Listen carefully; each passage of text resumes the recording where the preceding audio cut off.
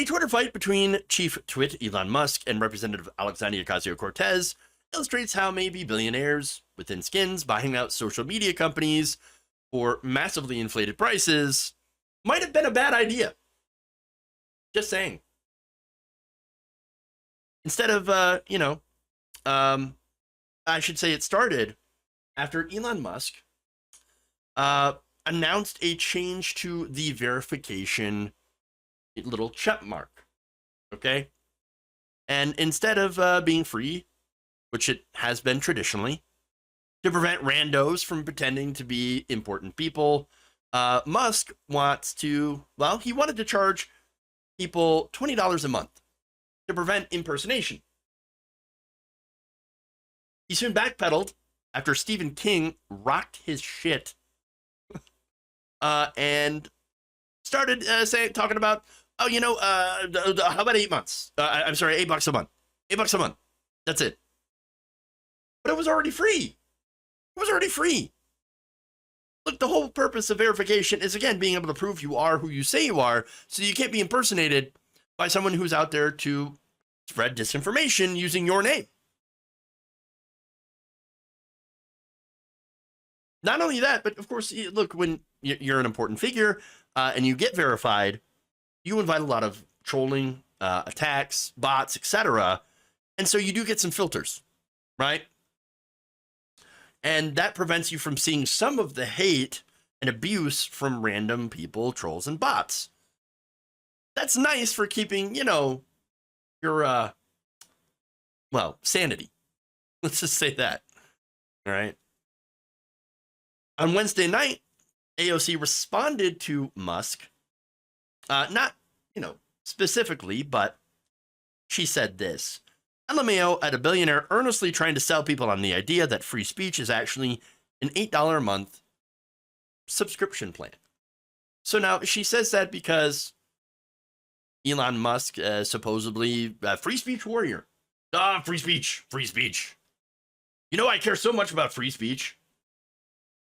Really, it's funny because now you already have right-wingers like Tim Pool, for example, that have turned on Elon Musk for not letting on people who had been previously banned.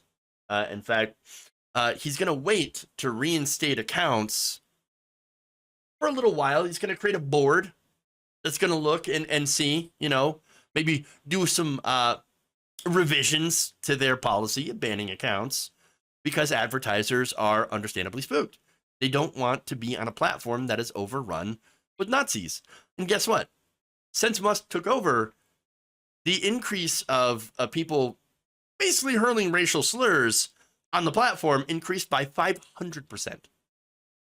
Not kidding. As soon as he took the reins, the racist came out of the woodwork immediately. It's not surprising at all. And so this guy is not going to be like for quote unquote free speech too much longer, because guess what? Saying free speech, I'm for free speech. A lot of the people that are so, obsessed with this, they only really want to do one thing. They want to say the N-word without repercussions. They want to, spread conspiracy theories about the Jews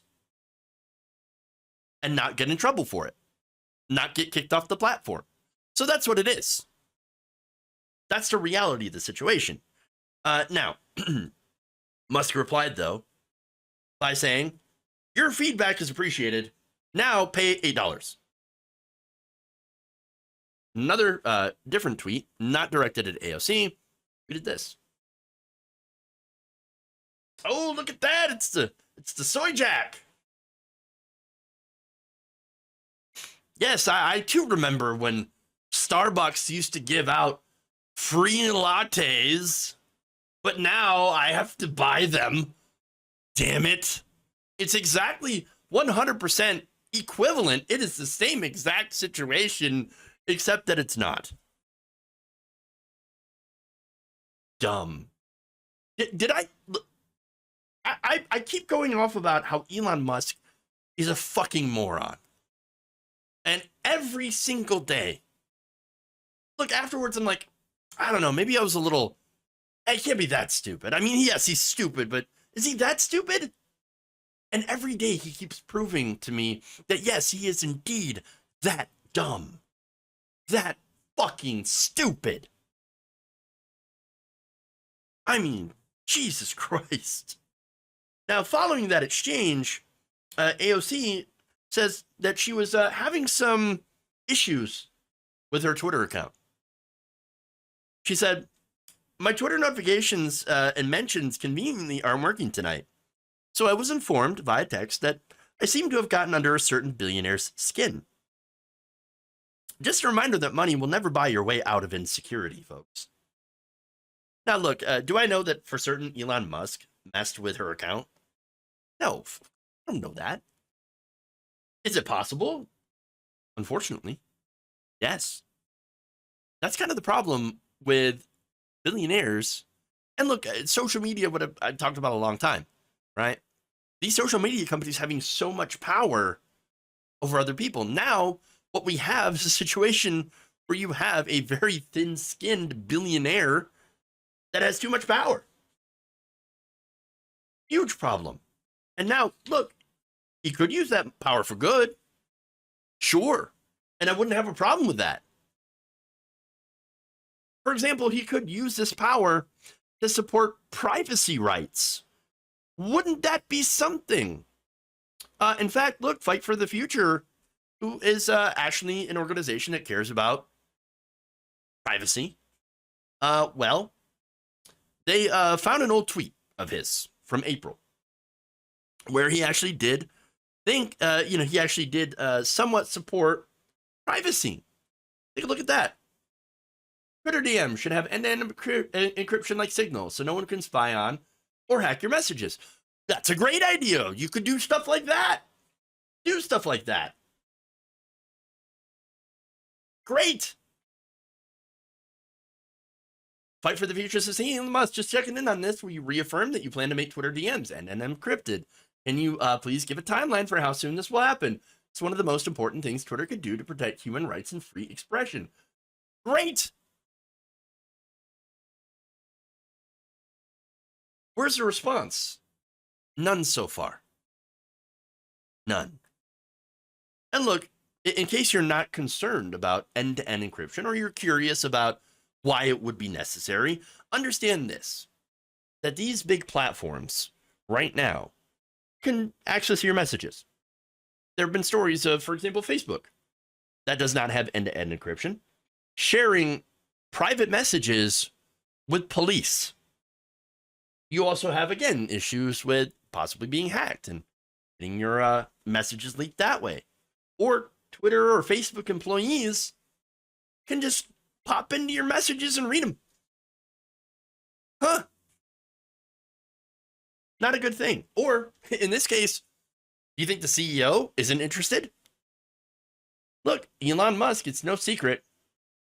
Musk and AOC have not exactly been friendly to each other. Do you think that he would go low enough to sneak into her DMs? See what she's talking about? Just pop in and take a little look-see. Maybe there's some feet pics in there I could take. Send them to Ben Shapiro. Be very, very interested in those. Look, he could go through her messages and she'd never know. Now, would they go over, into my messages? No, of course not. I'm not even on the radar. Very likely he's not going to go through like any normal person's message. But they could hand him over to cops or conservative groups or whatever.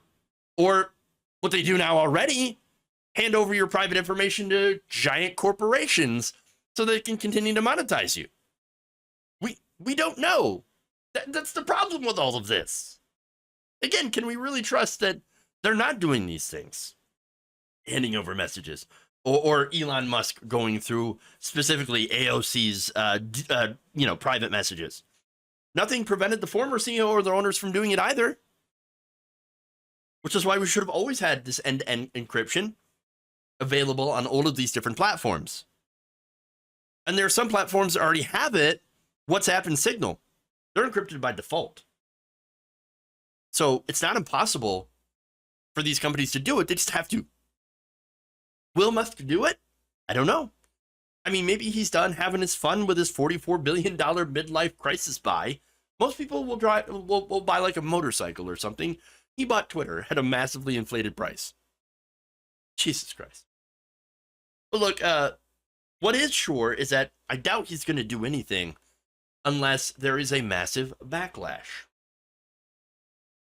Remember, we do have the ability to pressure these companies. Elon Musk needs us on Twitter way more than we need to be on Twitter. In fact, we don't need to be on Twitter at all. A lot of you have already said, I'd shut down my account. Good. But if you haven't already, well, I mean, that is one option you could do. Or you could,